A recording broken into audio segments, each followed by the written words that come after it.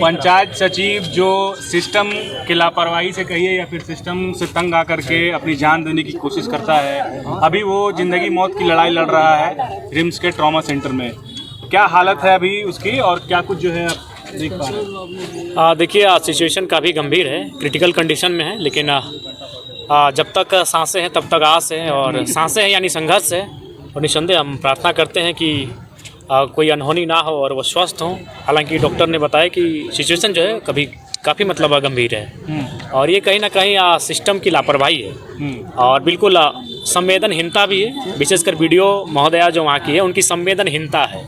अगर उनके परिवार के लोग होते हैं तो क्या वो इसी प्रकार की संवेदनहीनता होती? नहीं होती, संवेदना होती, भावना होती।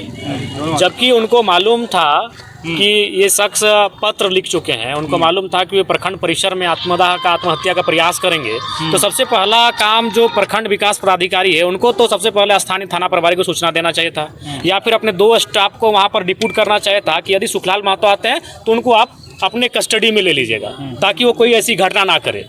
क्योंकि निसंदेह आत्महत्या करना भी एक अपराध है, तो उनको उस अपराध से रोकने के लिए पुलिस थी। आप प्रखंड विकास पदाधिकारी हैं, आप पुलिस को सूचना देते हैं, आपके कुछ ही कदम में वहाँ थाना है, आप थाना प्रभारी को सूचना देते हैं कि आप इनको कस्टडी में ले लें। यानी आप बिल्कुल वहाँ उन्होंने गैर जिम्मेदाराना हरकत किया। उन्होंने बिल्कुल अपना जो उनका मानवता था, वो मानवता उनका कहीं नहीं दिखा। अगर वो मानवता जरा सा भी दिखाती तो आज ये स्थिति उनकी नहीं होती। बिल्कुल, जब चूंकि वो सूचना दे के आत्महत्या करने जा रहा है, अगर मान के चलिए कोई व्यक्ति कल को अगर विधायक के आवास में अगर आत्महत्या करने आ रहा है, तो जाहिर सी बात है अपने समर्थकों को कहेंगे कि वो मेरे आवास तक ना पहुंचे, क्योंकि अगर वहाँ अनहोनी होगी तो हमको सवाल का जवाब देना होगा। हम तो पहला प्रयास करेंगे वहाँ तो वो पहुँचे ही ना। अगर वो दिखे तो उसको पकड़ के हम शांतिपूर्ण तरीके से कहीं बैठाएंगे, क्योंकि इंसान का माइंड एक पल के लिए डिस्टर्ब हो सकता है, हो सके 2-4 घंटे के बाद वो फिर जिंदगी के बारे में सोच लेता। तो कुछ देर अगर हम पकड़ के बैठा लेते हैं, तो बिल्कुल ये चीज़ें वहाँ नहीं दिखी। यानी वीडियो को बिल्कुल भी संवेदना नहीं दिखी। उनकी संवेदना ना होने के कारण आज ये बहुत बड़ी घटना घटी है, जिसका सीधा दोष उन पे जाता है, क्योंकि आरोप सीधा उन पर था। मानसिक प्रताड़ना का आरोप था, उनके साथ और 3 कर्मचारियों पे आरोप था, और सीधा उन पे आरोप था। और चूंकि वो कह के आत्महत्या कर रहे हैं कि हम प्रखंड परिसर में ही आत्महत्या करेंगे, तो ऐसी परिस्थिति में उनको वहाँ 2 प्रखंड कार्यालय के 2 सिपाही या फिर 2 स्टाफ को वहाँ डिप्यूट करना चाहिए था कि जैसे ही पंचायत सचिव सुखलाल महतो आएंगे उनको आप अपने कस्टडी में ले लें, या फिर उनको स्थानीय डुमरी थाना प्रभारी को सूचना देना चाहिए था कि अमुक शख्स जैसे आएगा आप उनको गिरफ्त में ले लें।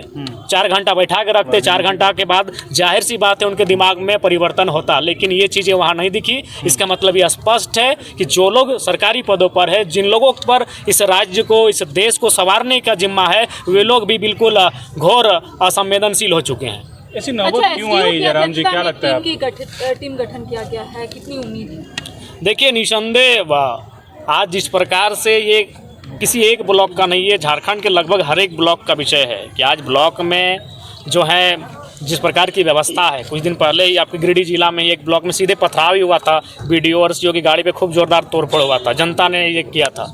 तो ये चीज़ें स्पष्ट कर रही हैं कि आज सरकार को, मैंने विधानसभा का जो बजट सत्र था उसमें भी मैंने कहा था कि जनता आपके बजट को नहीं समझ रही है कि आप कितना बजट दे रहे हैं, क्या नियम यहाँ बैठ के बना रहे हैं, कारा के लिए नियम बना रहे हैं या शिक्षा के लिए या स्वास्थ्य के लिए। जनता थाना को समझती है, जनता ब्लॉक को समझती है, जनता अंचल को समझती है। वहाँ अगर आप करप्शन को दूर कर लेते हैं, वहाँ अगर आप रिश्वत और घूसखोरी को दूर कर लेते हैं, तो झारखंड को जनता स्वर्ग मानेगी।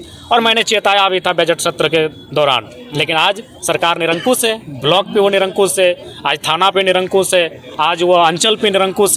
उसी का कारण है कि इस प्रकार की घटनाएं घट रही हैं। और निसंदेह मैं तो स्पष्ट कहता हूं, अब यहाँ से जाने के बाद मैं व्यक्तिगत तौर पर मैं जो जितने भी मेरे विधानसभा के अंतर्गत प्रखंड है, उनमें जितने भी स्टाफ कार्यरत हैं, मैं उनके तमाम कुंडली को खंगालूंगा। और जिनमें भी हमें जरा भी संदेह होगा आय से अधिक संपत्ति का, जिनमें हमें जरा सा भी संदेह होगा कि उन्होंने गलत तरीके से कुछ धनराशि जमा किया है, हम फौरन, जिस प्रकार हमने माननीय मंत्री महोदय को पत्र लिखा है, हम एसीबी को पत्र लिख पर उन पर कार्रवाई करने, उन पर जांच करने के लिए हम कहेंगे। जयराम जी, कौन सा मामला को लेकर उन्हें प्रताड़ित किया जाता है? देखिए, जहाँ तक हमने थोड़ा सा, चूँकि हम भी आउट ऑफ स्टेट थे और हम सुबह ही आए हैं, तो जब हम आके जांच पड़ताल किए, मैंने जानने का प्रयास किया कि क्या मसला है, तो सामने आया, चूँकि वह पंचायत सचिव हैं, तो जो अबुआ आवास है, इंदिरा आवास है, प्रधानमंत्री आवास है, उन पर वो देख रेख करते हैं। तो बगल के जो रोजगार सेवक हैं और उस जो जिस पंचायत में थे, वहाँ के जो मुखिया है पति, उनका शायद कोई संबंध था।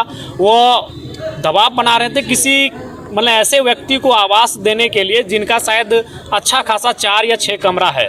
तो ये बुजुर्ग आदमी लोग थोड़ा सा पैसे लोभ का लालच बहुत कम करते हैं। इन्होंने स्पष्ट कह दिया कि ये प्रोटोकॉल का उल्लंघन है, उनका अच्छा खासा इनकम होता है, उनके पास ऑलरेडी पहले से आवास है। इस तरह के मामले आए और चूंकि एक मामला सामने जो आ रहा है ये आ रहा है कि वहाँ पर मतलब प्रखंड के लोग जो डाटा ऑपरेटर अपना बैठा के रखे हैं BDO CO, उन लोग क्या करता है कि इनडायरेक्ट रूप से एक उगाही करने का वो लोग काम करते हैं।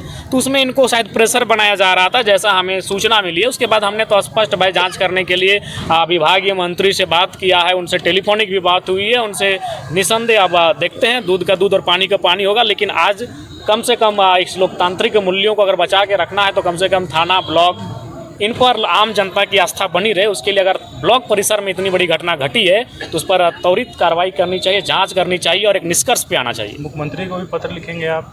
नहीं, देखेंगे जब इनसे नहीं होगा तो निसंदेह लिखेंगे। चूँकि ये ब्लॉक का मामला है, ब्लॉक ग्रामीण विकास का मामला है, तो मैंने ग्रामीण विकास विभाग की जो मंत्री हैं हमारी दीदी दीपेश सिंह पांडे जी को, उन्होंने मैंने रात के लगभग 2:30 से 3 बजे के बीच पत्र लिखा है। मैंने रास्ते में ही पत्र को लिखा है। लिखा है कि आंदोलन करूंगा मैं भ्रष्टाचार के खिलाफ। निसंदेह वो हमारा रूट ही है, आंदोलन हमारा रूट ही है। आज लगातार हम लोग आंदोलन में हैं भी, लेकिन चूंकि अभी हम लोग उस जगह पर हैं जहां हम लोग अपनी कलम की ताकत से भी बात कर सकते हैं, तो इस लिहाज से हमने अपनी कलम का इस्तेमाल किया है। हमने विभागीय मंत्री को सचेत किया है, मुख्य सचिव और गिरिडीह जिला के उपायुक्त को भी मैंने सूचना दी है। जयराम जी, आप कहते हैं कि भ्रष्टाचार और कमियां काफ़ी हैं, लेकिन जब इसको उजागर करने के लिए सरकारी अस्पतालों में वे पत्रकार जाते हैं तो मंत्री द्वारा, स्वास्थ्य मंत्री द्वारा फरमान जारी किया जाता है कि सरकारी अस्पतालों में ये पत्रकारों को घुसने नहीं उनको तो जो अगर सरकारी अस्पतालों में या फिर कहीं भी सरकारी सिस्टम में अगर कोई पत्रकार जा रहे हैं या फिर कोई सोशल मीडिया में जिनका अच्छा पकड़ है, जो सामाजिक चीज़ों को दिखाते हैं, तो उनको उनका शुक्रिया करना चाहिए।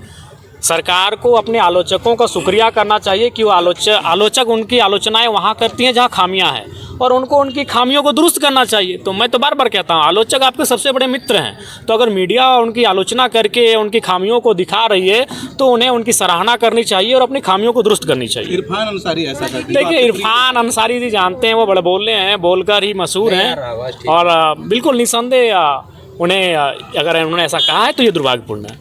झारखंड का स्वास्थ्य जो स्थिति है मौजूदा समय में, आपको क्या लगता है अभी जो इलाज चल रहा है, खास करके रिम्स की बात कर ले या फिर और जो सरकारी अस्पताल है, वो वाकई जो है खुद इलाज की ज़रूरत है उनको? जी निसंदेह, मैंने बार बार कहा है कि रिम्स का वजन काफ़ी ज़्यादा हो चुका है। आज दूसरा रिम्स नहीं, हमें लगता है कि कम से कम प्रत्येक प्रमंडल में प्रयास होना चाहिए रिम्स जैसा अस्पताल हो, और जहां उपकरण ठीक ठाक हो, जहां फैसिलिटीज़ ठीक ठाक हो और डॉक्टरों की संख्या ठीक ठाक हो और उनकी लगन और तत्परता ठीक ठाक हो। आप अकेले हर जगह कैसे देखेंगे विधायक जी?